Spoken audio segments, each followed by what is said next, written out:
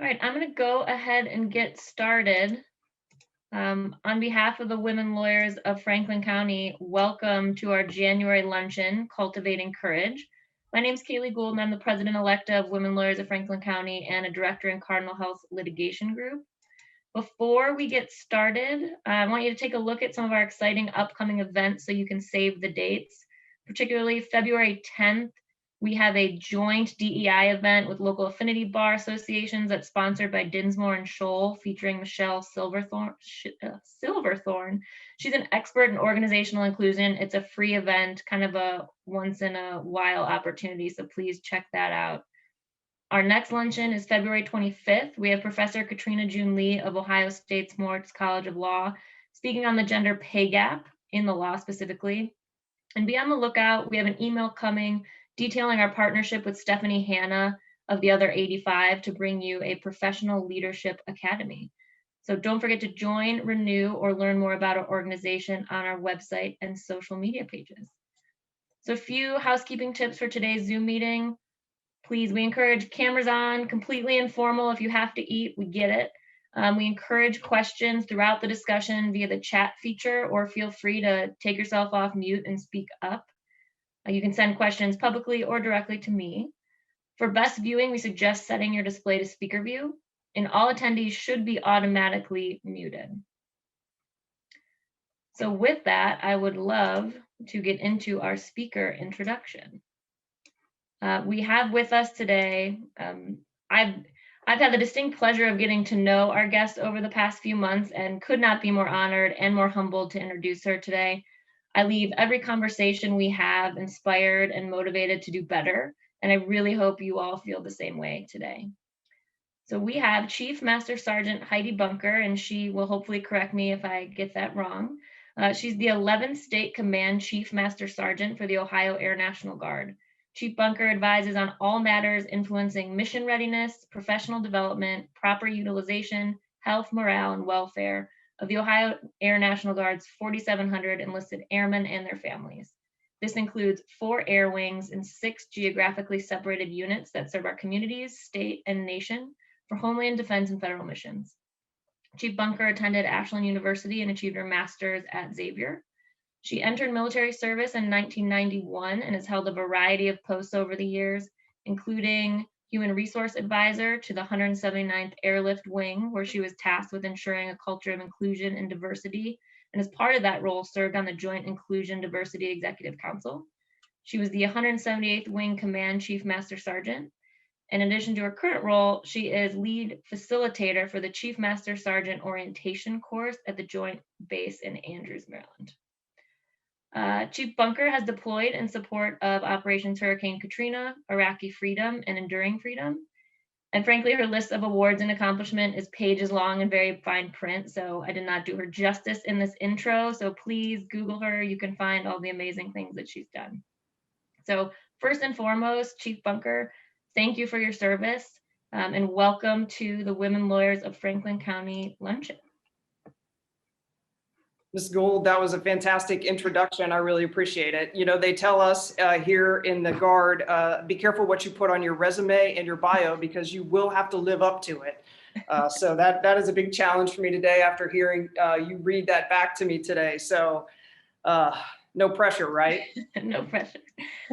And for everyone attending, thanks, welcome. Our goals for today are to help you find courage to be yourself and thrive through unprecedented times now and ahead, and really inspire you to think about who you are and how you can drive the change that you want to see. So I have a list of questions in front of me, but please ask your own questions in the chat or live. We'll be monitoring them. So I'm going to go ahead and kick it off. Chief Bunker, please tell us a little bit about yourself that's not in the bio. And for most of us that are civilians in the audience, can you tell us about the Ohio Air National Guard and what you do? Definitely. Yeah. Hey, so Ms. Gould said it right out of the gate. I'm the senior enlisted advisor to the Assistant Adjutant General for the state of Ohio on the air side. So, but I am also directly reporting to the Adjutant General. So just for your frame out on that, the Adjutant General reports directly to the governor. So if you can kind of think about a headquarters building there in Dublin, Ohio, and officers who are kind of in charge of the air and the Army side coming together to work for the Adjutant General, General Harris, who then reports to Governor DeWine. So I effectively work on basically the enlisted side of the house. So there are two different positions in the military. One is an officer kind of track, and then one is an enlisted track. And I have done the enlisted track my entire career. And so with that said, I'll say to you that, and I'll talk about my career a little bit. I'll say to you, it's a complicated position with COVID, because typically what I would be doing is grassroots conversations with airmen across the state of Ohio, really talking to them about basically everything from how's your family doing to how can we make you more lethal in your environment and in your job. And how will that contribute to the mission for federally for us, for the United States of America, but also to the state of Ohio? How do we domestically help the state of Ohio? So with that said, I asked myself, how did I get here in this position? And I have no answers to that, except to say that everybody's path to this position is unique and different. And it'll be exciting to kind of talk to you a little bit about how I got here today, and just maybe fill you in on the National Guard and the types of things that we're doing to help Ohio out, and then also help the country out. So I will, Mrs. Gould, if you want to interrupt me at any time, feel free. Because I'll just keep talking. So if I'm off track or whatever, just let me know. So hey, I'll first start out by apologizing. I'm in my OCPs today instead of my service dress, which I typically would. You saw that on the pictures. I'm at the National Capital Region right now, helping out, or actually facilitating the Chief Master Sergeant Orientation course. So I've been doing that for 2 years. And that's a course where I have an opportunity to get in front of about 50 to 60 chiefs 6 times a year. Who are new chiefs, and really just get them that higher strategic level presentation and understanding, and then also connect them with best practices across the field and across the country. So it's been interesting, because typically we would host them in person in the National Capital Region, and now we're doing it via, actually this time we're doing it WebEx. I was telling Ms. Gould that I'm going to have to go back and forth between, now we're on Zoom, and where those buttons, they're in a different place. But it's an opportunity to really kind of flex and expand your repertoire for things that skills that you don't have yet. And one of the skills I didn't have yet was, how do I operate this course on a virtual platform when normally we do it face to face? And so we've become pretty adept at almost every virtual platform out there. And then also just trying to figure out what are all the strategic priorities we need to put in place in order to make it a successful course and make that transition. So that's what we do. We adapt and sort of overcome, and we get pretty good at that. But so, hey, I'm going to back up just a little bit and just let you know that I am actually what traditionally is known as a drill status guardsman. And what that means is this best definition you've probably heard before: 1 weekend a month, 2 weeks out of the year. And I get a chuckle out of that every time I hear that, because that is so far from what we do. But I think that's what most of society sort of says to themselves when they try to define what does someone who's in the National Guard do. And what I probably won't be able to convey to you is all the statuses and all the things that have to happen for me to be a traditional guards person versus a full-time guards person. And right now I am on a what's called an AGR tour. So I am actually on orders for a couple more years in this position. And then what I'll do is I'll retreat back to my civilian job. So there is that part that I need to kind of talk to you a little bit about too. So let me just start from the beginning, and then we'll go from there. So hey, back in 1989, I graduated high school. And just to give you a little background, I was raised in a small little town called Johnsville, Ohio. And I say that nobody knows where it is, but if I say it's between Mansfield and Columbus, they might be able to kind of figure out where that is. The actual county name is Shauk, Ohio, and there is an intersection there that actually has a blinking kind of caution light. And that is about as big as that town gets. And so I was raised pretty much out in that rural area with my parents who bought a couple acres on the backside of the family farm. And I spent my childhood running around the woods and, just trying to be who I could be in our family. My dad had 11 siblings, so we have a really big family. And so every Sunday we'd gather at the farm and have dinner there with all my aunts and uncles and all my cousins. And so it was a pretty great upbringing. But what I will tell you about my parents is they were very poor, and they did not have extensive education. And so, as a child, or as my father as a child, I remember him talking about one of the things he wished he had, and that was indoor plumbing. And I can't imagine, what it was like to grow up without indoor plumbing. And on my mother's side of the house, she was raised by parents who didn't have an education. And so we struggled a little bit with money. And my parents were very crafty, thrifty, and I would say somewhat innovative in how they fed us, taught us, and parented us.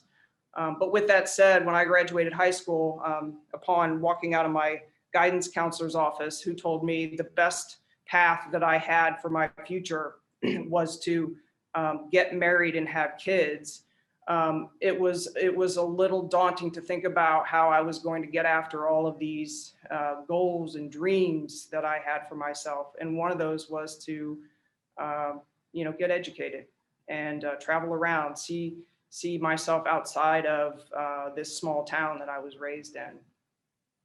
And so I was into sports in high school, and I lucked into a partial scholarship at Tiffin University, which is where I went off to college on a partial scholarship.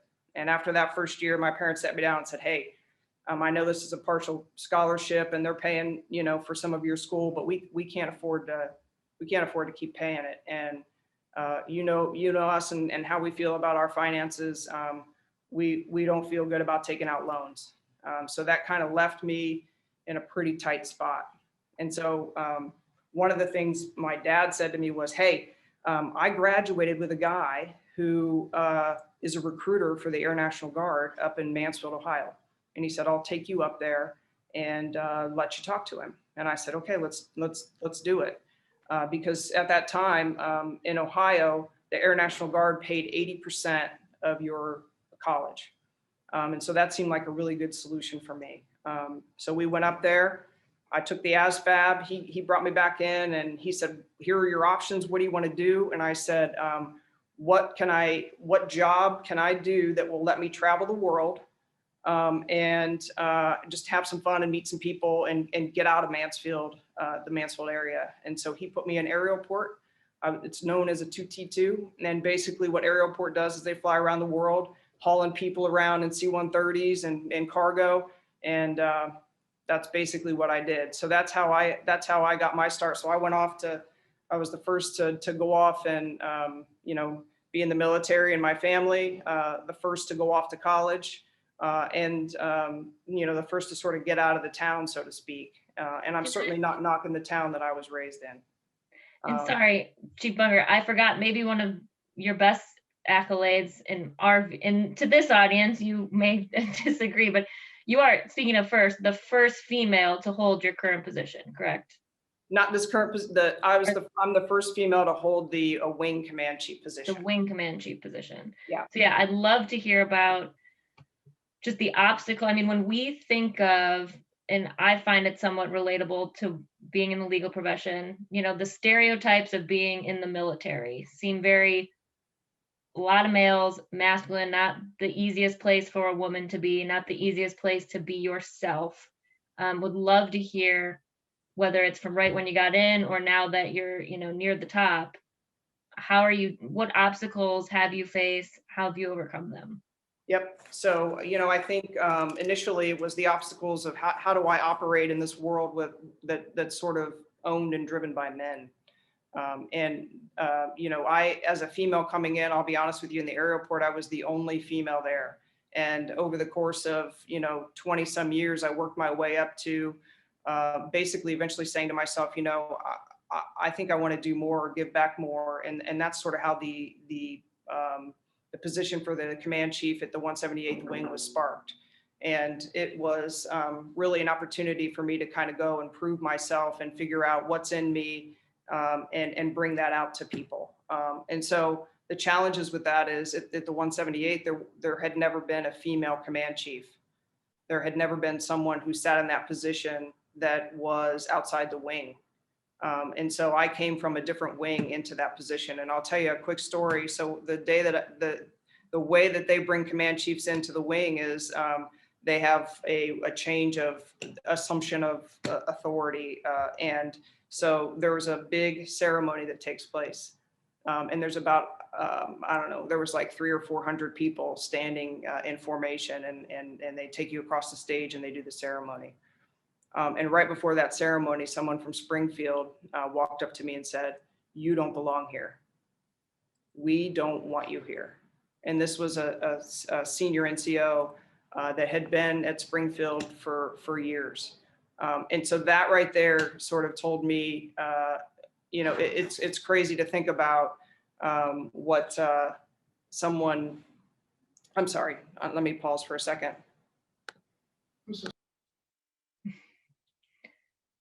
We'll give her a moment. Thanks everyone for your patience. Again, encourage, if you have questions at home, go ahead, type them in the chat.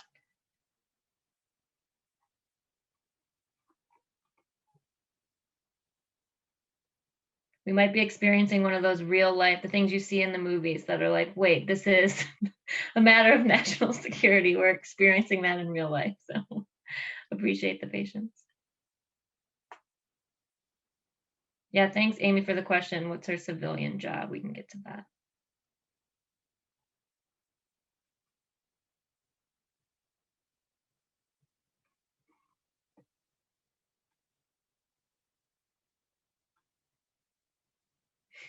Thanks, Celia, in the chat. Agree. Yeah, I found it. Oh, go ahead. I would say this is Holly. Good job running this and leading this. This is very interesting and kind of shocking to think that, given her age, that someone would be so rude and disrespectful and to say that to a woman. But see, Heidi's back. I'm really sorry about that. Someone just came into the room, and that's sort of kind of what happens here. So I apologize. No, you gave us, that might be one of the most exciting things that happens to us today. So if the power goes out, that we'll just keep rolling too, because that happens quite a bit. So apologize about that. So, hey, look, so here's the thing. So my perspective on that was, it rattled me. I'm not going to lie, because I really had a idea about how that day was going to go for me, and an idea about what I was going to contribute as far as my service and leadership to this organization.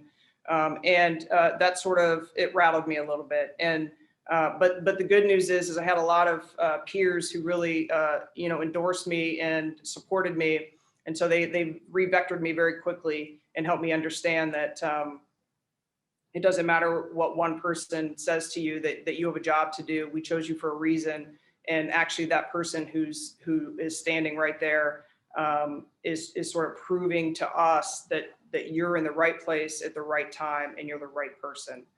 Because my mere presence just shook the culture there. It was a major shakeup. And just to give you a little background, 10 other applicants from that wing actually applied for that position and didn't get it. And they had been there their whole careers. So it really shook up things at Springfield. I just got to work basically after that. It was just one of those things where, man, I am totally on purpose right now, in the right place, doing the right thing, because this is exactly what our organization needs. And if I can just keep telling myself that and stay focused on what I know these airmen need and want, that in the end, it's going to work out. And it did. I head down for 2.5 years there, and the state really took notice, which is why I'm in the state command chief position right now. Well, that's a good segue. Whether it's you're the outsider geographically, you're the first woman back then or now, with just, we hear a lot about generational divides, race divides. I mean, the culture change either then or now that you have been trying, you've been trying to transform the culture. Can you give us a little bit of how, that seems very difficult in the job that you're in, how that goes, best practices, tips, lessons learned, anything for us group of largely female attorneys on this call trying to do the same thing? Yeah, so, I just think that, getting after stuff and is really about listening and talking to people and trying to figure out what it is that you can do and serve. And I spend a lot of time just trying to figure out, hey, what is in me that I can provide to these airmen that really sort of inspire them to become leaders? What kind of doors can I open to really bring people to this place that they want to be? We were talking earlier to some of the chiefs here about, it really isn't about me writing your story for you. It's about you writing your story and me just helping you write the story. So I don't know if that answers your question, Mrs. Gould. No, that's helpful. And you call me Miss Gould. I love it. It takes me back. That's what we're called in law school. So good question just came in. It relates to authenticity. When you first started, or how long did it take for you to feel comfortable being yourself? Or did you feel you had to put on a different face or change the way you react or act based on people's reactions and, preconceived notions? Yeah. The military is all about conformity. And so sometimes in conformity, and I know even probably in your profession, there's a bit of conformity that has to take place. And sometimes that conformity sort of strips the uniqueness that you have to offer an organization. And so there was definitely a period of time where I recognized that in order to stay in this tribe, I had to sort of trade out some of my own uniqueness and become what people wanted me to become. And that includes the language I used, how I sat in a chair, how I might operate something. If a man taught me to operate it, then I should operate it like the man taught me to operate it. And if the man wears it like this, then I should wear it like the man wears it. And as most of you know, that some of the male-centric things don't necessarily fit in the female world. So it becomes very difficult sometimes to try to figure out, how do I trade myself out so that I could trade myself in to a tribe. And what happens over time is you start to figure out where you can truly be yourself and where you have to just fit into the tribe. And so now at this point, and I think in my mid-career, I realized that it didn't really matter, that I just had to bring myself every day. And what would happen if I did that was people would just notice me for who I was. And if it worked out for me to stay in the organization, they would make sure that happened, and they have. So I think I saw everybody on video perk up. And I mean, that personally struck a nerve with me. It looks like it struck a nerve with almost everybody else on the call. That balance. I'd imagine few of us feel we're at the stage of I can be my 100% self at work. So can we dig a little deeper on that balance and that trade-off, whether it's, did you have an aha moment or just tips to help us kind of shed some of those layers? Or is it, hey, the first couple of years, I mean, it's just going to take a while. So the audience is definitely interested in hearing a little more about that. Yeah, so I would say start testing your limits and boundaries. For me, when you think about a culture and trying to change a culture, it's a pretty big undertaking. But I think what you find is that a culture can change if you chip away at it and if you stand up for it. And so one of the things that, I try to do, or, in our culture, is challenge some of those things that might not fit for everyone. And I don't mean just for women. I just mean for anyone. And can I, in front of people, have the moral courage to say, that joke wasn't funny, or this uniform doesn't fit females. Can we change that? Or a conversation with a leader who is making decisions without thinking broadly about the people she is making decisions about. And if I can get leaders to stand up and do that, then what can happen is I can get others to follow that leader. And some of this, by the way, is really about building awareness, self-awareness, but also cultural awareness, because look, I mean, the bottom line is we were all born into this pre-built society, and we didn't get to choose it. We were just born into it, and then we had to figure out how to, live in it, survive in it, operate in it. And it's not often that we think, we get to the point where we think maybe I can change it, but some of us do. And just by our mere presence in the way we operate authentically in the environment helps us understand that just being can actually make a difference if you're authentic enough to just be. Well, thank you. That's pretty powerful. We've been talking about it, but I'd love to dig right in on courage. So I'd love to hear what does courage mean to you? I'll just leave it at that. That's a pretty broad question.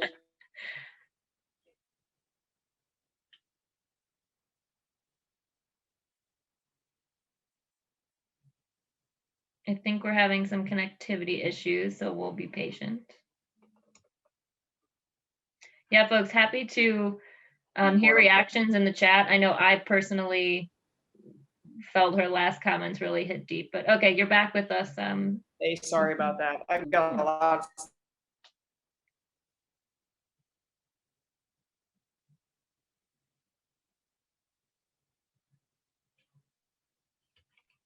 I think we'd be impressing her with our flexibility. So again, I'll just personally reflect on what she was saying about bringing your whole self to work. And I mean, I think about it and I look at what everybody's wearing, even on Zoom video. Are we comfortable wearing the sweatshirt we want to wear? So again, encourage dialogue via the chat. But Chief Bunker is back with us. All right, I think I jumped out. Yep, we can hear you now.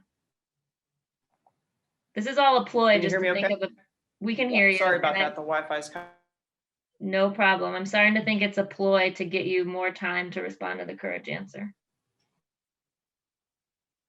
And if you need to go off video, we completely understand.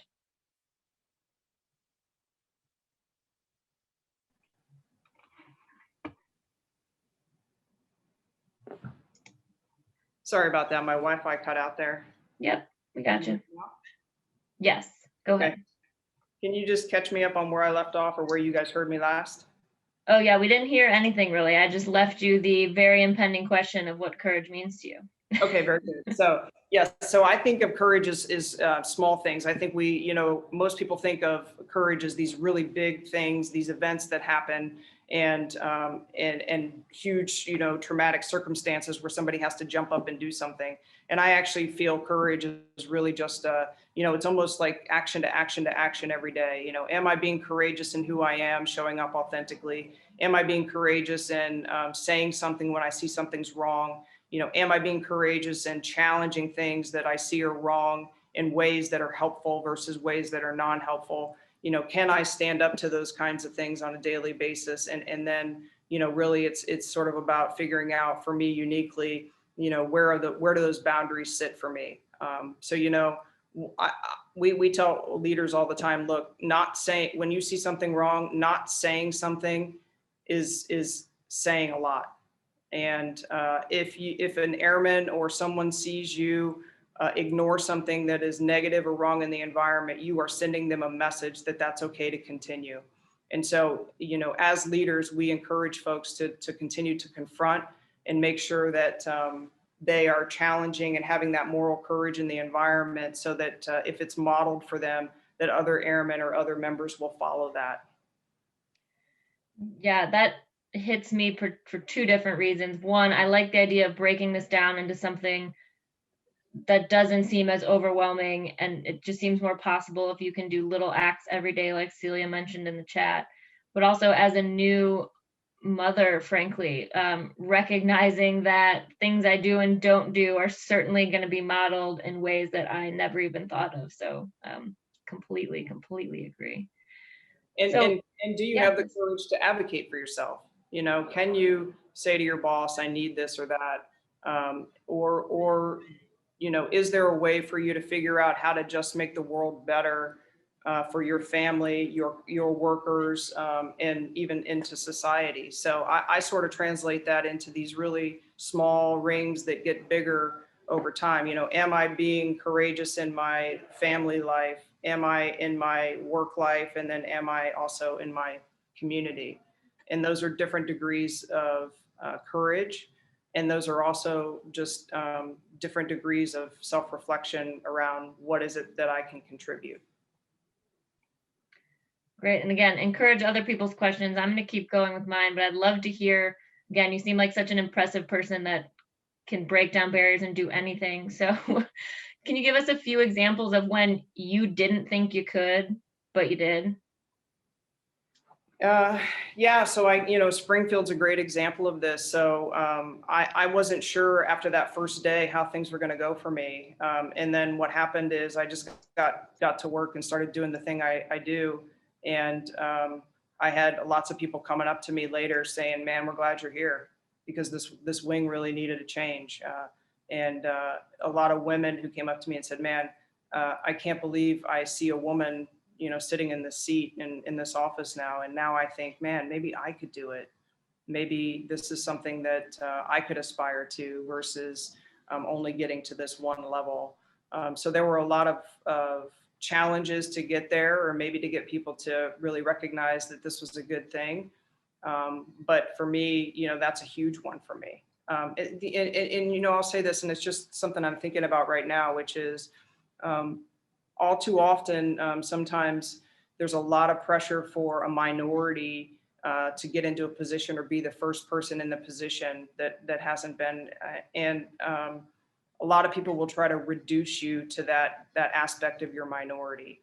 Oh, she got the position because she's a female, or oh, she got the position because she's Black, or oh, he got it because he's Black, whatever that is. And so I tried to be pretty non-reactive to that type of pull down, and really let my credentials and really let sort of my sense of self drive forward to prove people wrong, basically, when they tried to reduce me to that. And we, depending on our self-talk and how we sort of play into that, we can almost sort of self-destruct and almost allow people's beliefs to become our beliefs. Maybe I'm not good enough. Maybe they're right. I shouldn't. Maybe it was because I'm a female. And then you start to question that. And so I really spend a lot of time thinking about, how am I talking to myself? How am I presenting? What messages and beliefs are in me and being changed as a result of my external environment? And am I allowing that to happen?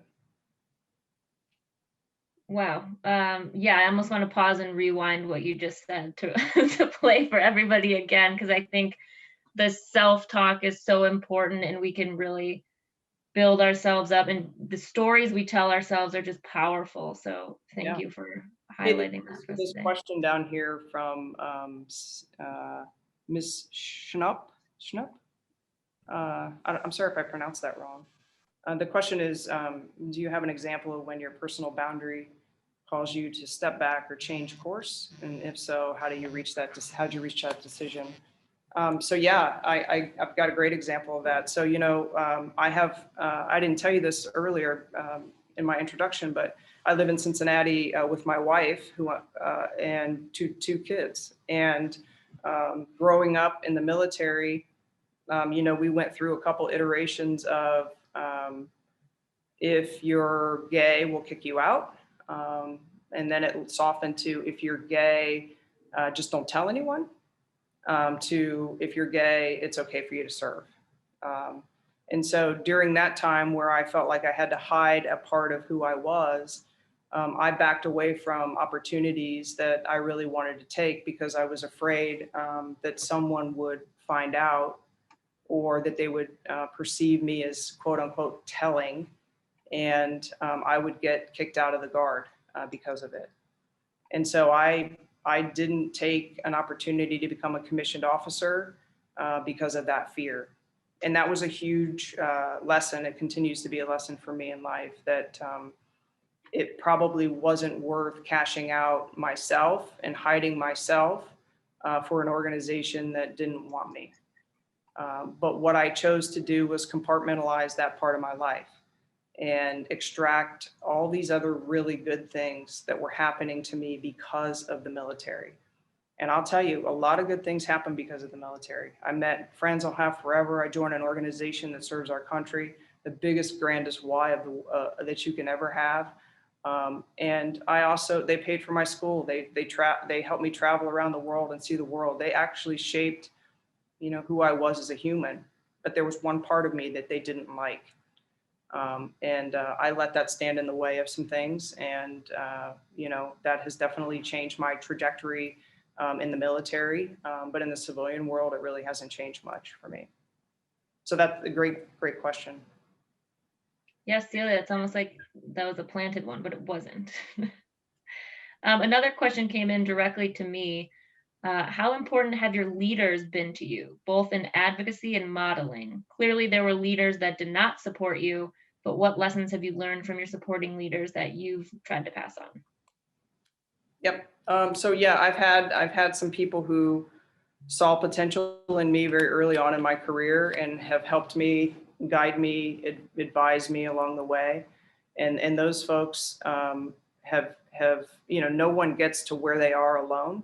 I think we can all point to these advisors and mentors, cheerleaders, however you want to call it, people that vote for you in our lives. And I had a chief, his name is Chief Dwayne Nauman, who he's the one who actually kind of kept me in as long as I stayed in.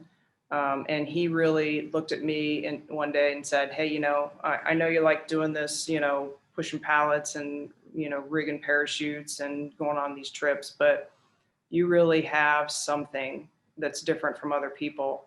And I think the thing that would be good for you is to become a first sergeant. And that job is really to be an advisor to the commander on all matters of enlisted personnel. So basically all the care and feeding of all the people that are in each squadron or unit or wing, the first sergeant handles all that business. And little did I know that was going to couple perfectly with my civilian job, which is I'm a therapist for Cincinnati Children's Hospital. I worked in their adolescent medicine department. I've put that on pause to do this military tour. But when I am finished with this tour, I will go back to that job and continue to be a therapist. It's a great question.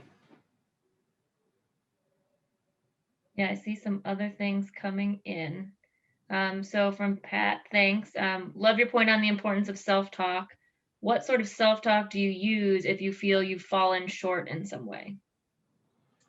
I try to do some general assessing in the morning. So, if I'm in the shower, I'll observe my thinking. So it seems pretty simple, but I would ask you, if you've never done it before, it's pretty interesting what you'll catch yourself thinking about. And one of the things I would ask people pretty regularly is, hey, do you believe you are your thoughts? I love asking that question because most people will say, sorry, can you repeat it? I'm literally writing this down. Yeah, no, that's okay. Do you think you are who you think you are? So like, are you your thoughts? I'll ask people that question. And most people will say, yes, I am my thoughts, but really you're not. And so then I have people do a kind of a quick 90-minute exercise where I have them close their eyes and then say out loud the first thing that comes across their mind. And the phrase that I ask them to use is this phrase of basically what they're thinking about. I'm having the thought that fill in the blank. So I'm having the thought that this day is going to go horribly. Or I'm having the thought that, I weigh more than I did yesterday. Whatever the fill in the blank is. And then I ask them, who is thinking that thought? Who is recognizing that that thought is happening? And it's a great statement to separate who you are and what you're observing related to your thinking. And that sort of illustrates this idea that your computer is really just this, or your brain is really just this computer that, has these programs it runs. And it just keeps running these programs and they're based off of your beliefs. And it helps you then identify your beliefs, which then you can work to change. And that's a complicated, like that, I'm simplifying it, but it's a complicated process to actually get a hold of. But if you want to start doing it, you know, stop for a second and just pause and observe your thinking, and don't grab onto it. Say to yourself, oh, I just observed, oh, I'm thinking this right now. I just observed that I'm thinking that. And when you start to do that, it just becomes like a signpost for everything. It points the direction to which you need to go to figure things out about yourself. And if you want to challenge yourself, chase some of that down, you know, because some of it matters in the way of needing to go change beliefs, and other phrases or thoughts that come into your head are really just, you know, repetitive programming that you can actually change. So when I'm feeling a little uncertain, when I have those thoughts of nervousness or anxiety, like right before this, I have to tell myself, look, you know, you have a lot to share and say, and you're in the right place at the right time. So just give what you can. So I try to be easy on myself. That's a great segue to another one of the questions that came in to me is, again, we're all you're a very impressive person. You've got a lot going on, and we haven't even gotten to the recent work stress, if that's what you can even call it, related to what happened in the Capitol and the Guards' role in that. But the question is, how do you stay sane and stress-free? I mean, there has to be times where you start to crack. What do you do? How do you deal with that? Or how do you help others, you know, in your role as well? Yeah. So, you know, as leaders, I think we have a responsibility to be kind to ourselves and make ourselves strong and healthy. And so that starts just with you. So for me, it's exercise, it's managing my stress through meditation.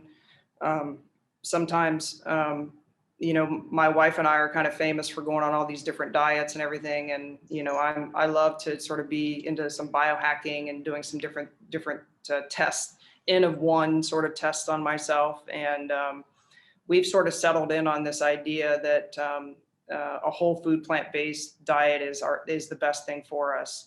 And what has happened as a result of that is my sleep has improved. My weight is down. My mind is more clear. I have more energy. My skin is fantastic now. So I think if I were to sort of impart anything, I would say it's really, really easy to look externally about what it is you can go change and control. But I think it starts with the internal process first. That if you want to go out and change the world and feed the world or serve the world or whatever words you want to use, that you have to get yourself right first. That you can't, otherwise you'll waste away. Otherwise you won't be feeding from the overflow of your well. You'll be dipping out of your well, and eventually it'll be empty and you'll just wear yourself out. So I would say you should prioritize yourself and your health first, and your relationships, those things that really keep you strong, before you branch out to any of that. Well, that's great. I did want to touch briefly on, I mean, the timing just unfortunately worked out of everything that happened in the Capitol, the inauguration we heard. Again, you're in a room of civilians largely who aren't going to know what any of the fancy acronyms are, but could you just give us kind of the 2-minute, what was that like in your shoes? You know, we spend our whole careers training to rise up. So we're, you know, people call us citizen soldiers or citizen airmen, because we sort of do our civilian jobs, operate in society as civilians, and then we do these you know, trainings on the weekends and throughout the year and deployments. So we sort of swell and then recede, swell and recede. And so for us, this has been a pretty demanding year, because never before has the National Guard been called on more than we are now. And in the past, you know, normally you'll see us called up for domestic operations like Hurricane Katrina or the hurricanes down in Florida or Puerto Rico, or you'll see us for flooding and, you know, Ohio, whatever, they'll call up people in the National Guard to help out with that.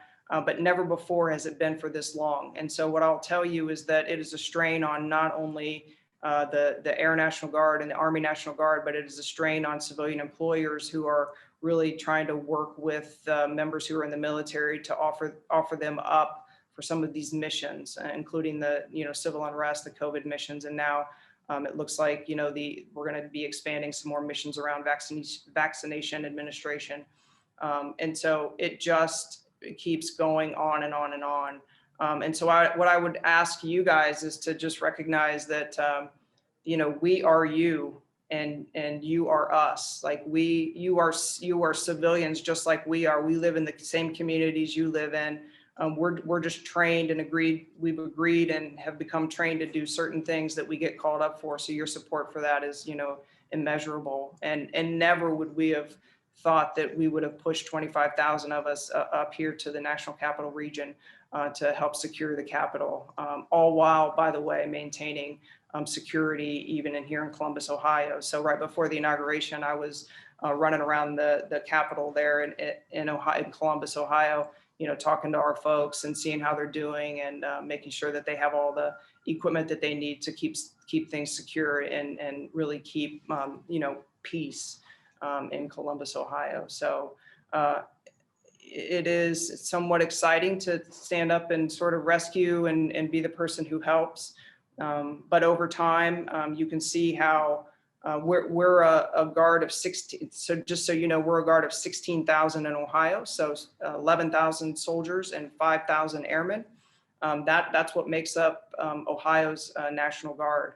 And when you think about all those numbers, because we also have federal missions, so people are still getting deployed, people still have to do their rotations overseas. It doesn't leave a lot of people. So I just, the strength building that's happening right now, the metaphorical arm curls, it's just making us stronger and stronger and stronger, and also realize the potential of our capacity for what we can get done for the state of Ohio and the United States. That's a wonderfully positive, wrap on that. Yeah. We had a really good question come in. They're curious to hear how you and the National Guard remain focused on the mission with all the partisan noise, whether that, I presume, starting back to the social justice issues to now the Capitol, events surrounding the Capitol. So I'm sure that's challenging for everyone. It's just an interesting layer when you're talking about being mission driven in the military. Yeah, we serve at the leisure of the president and the governor of Ohio, and we must remain primarily agnostic to all of that political banter that's going on. I don't serve one human, I serve an office, an institution, and that never changes. So whatever human is in charge that gets voted in there, that's the person I serve, no matter what. I don't get to have an opinion about that. I do cast a vote as a citizen, but beyond that, the outcome and the person who is in that office is the person who I serve. That's a great answer. People are wondering if we all like knowledge. You've got a lot of really good sound bites. I feel like you should write your own book, but do you have author recommendation, book recommendation, podcast? Like, how can we get smart like you? Oh, I don't know about getting smart like me, but I read a variety of things, and here's what I'll say. So like we were just talking about this earlier, do we push out, the military is really big on reading, like reading lists, they publish reading lists and things like this. But what I find is really important is when you yourself decide, where's an area that I need to maybe get smart on, right? So where is something that I can focus my time and attention on that's going to round out me as a whole person. And I think that's what you should go to. For me lately, it's been Ryan Holiday. He's got a couple of books out. Stillness is the Key is the last one that I just finished reading. And it's really about finding, that stillness within like in your mind to help you not overanalyze everything and to allow some of this authentic presence to sort of emerge from you, the true you that's not covered up with all the analytics and the thinking and the noise that happens, so that you can sort of be I'll use this word, spiritually led, you know, in some ways, or authentically led. So I just finished that up. Another one, the next one I'm looking at right now or reading right now, is called Range. And it's really about having a diverse skill set and how that makes you successful. That spending all of your time and attention drilling down on one talent and one skill your whole life really isn't the best way for you to be the best. That a diversity of skill sets that you are working in or enjoying or can get into flow actually can be better for you. And then the last one, and this, I don't know if anybody's ever read this, but Hitchhiker's Guide to the Galaxy. um, that is sort of like a book of philosophy wrapped in psychosis, if you've ever read it. And if you listen to it, there is a great author, I can't think of his name right now. I wanted to say it's Fry, maybe, who reads it, and he does a fantastic job of reading it. So I just listened to that on Audible again for the third time because there's so much philosophy and insights, and I love it seems like psychosis. Yes, Stephen Fry. Yes, exactly. Oh, great. Thanks, Amy. Yeah, that's good. So we're just under 10 minutes. So last call for questions. I'm going to try to squeeze at least 2 more in. We have insights into how your civilian role as a counselor impacts your personal or guard roles in your life. Yeah, so you know, I would say that gives me a pretty big edge, and I would say that people who don't necessarily have a people skill set sort of lean on me to help them learn that in their careers. When I got to Springfield initially, so I worked at Cincinnati Children's Hospital in their adolescent medicine department, working with kids all different types of reasons, but my primary focus was kids with eating disorders, which was a great match for me because kids with eating disorders are generally type A. They're very anxious, and they are very, you know, drilled in their daily routines, and they stick to things. And so being a therapist for that. So when I went to Springfield, the running joke was Heidi used to work for Cincinnati Children's, working with adolescents, and not much has changed since she came to Springfield. Because it was like working with a bunch of adolescents was the joke. There's a ton of professionals at Springfield, and I know this is being recorded, so I don't mean any insult to that, but basically I think what people meant by that is, you know, there are always these thought processes, there are always these things that humans need, that a little bit of empathy, a little bit of listening, and a little bit of reflection can help. And I would say that those are probably my secret weapons as a command chief, that I can be an amazing listener. In fact, I love it because the minute you quiet down and somebody keeps talking, they just reveal so much about themselves. If you're looking for it, they're just passing it out, because humans cannot stand being quiet. They love to talk about themselves and what's going on with them. And I think it's really just this idea that people are always trying to solve their problems, feel better, and get to the next place. And they're looking for help for that. Whether you come to the office with a diagnosable mental health condition, or you're just out walking in society, just trying to find your way. We're all doing the same thing, trying to feel better. And those skill sets from being a therapist largely helped me. It helped me be the leader that some of these airmen needed in order to get them to that next place. And to be a chief of chiefs at Springfield and help the chiefs become better leaders, which would force multiply their leadership down to the airmen. You know, you just can't ask for anything better than that. That's just one of the most amazing things that you can offer. So I would say it largely helped me be effective as a leader, and it just continues to help me just in my job now and pretty much anywhere that I operate. So how can the attendees on this call help advance the mission of the Ohio Air National Guard? Well, I think support is probably the biggest thing. You know, we're asking civilian employers to do a lot for our members, to give them the time off so that they can go and be a part of these missions, even if it's for 30 days or 90 days to relieve someone who's already been on 30 days or 90 days. And this can really help us just be more effective because, you know, if you help us, we help you. It's sort of like this circular thing.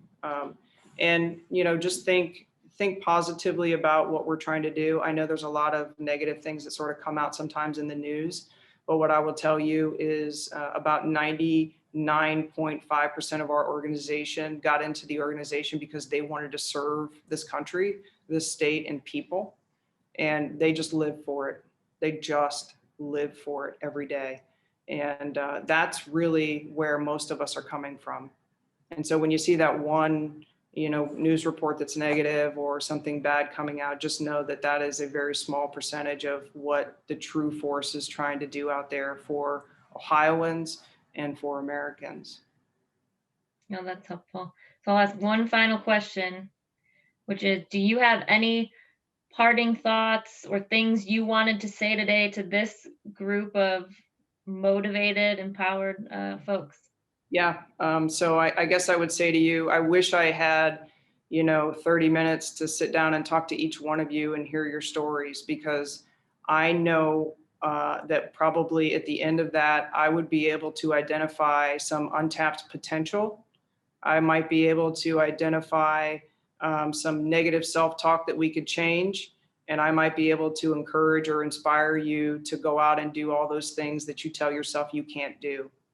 I think there are a lot of us that, especially women, who get wrapped up into all these things that we have to do in life, and we forget about ourselves and the things that we could actually genuinely offer society and our families, and even just this idea of living out our true self in the world, that we make excuses for that to be realized.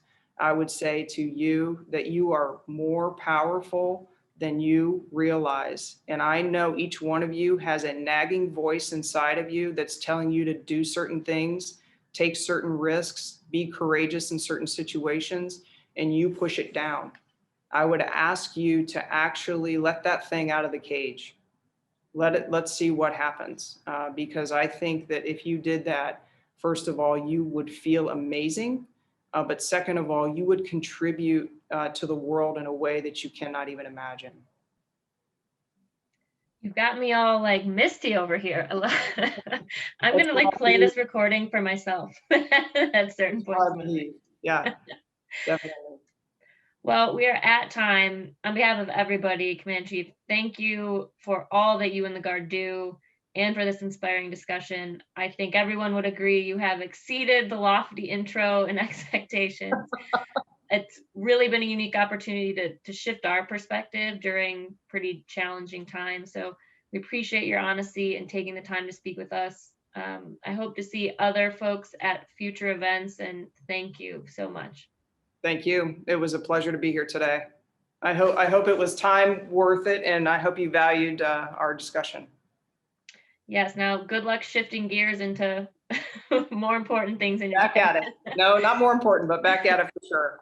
You take care. Everybody. Thank you so much. Appreciate your time today, everybody. Thanks.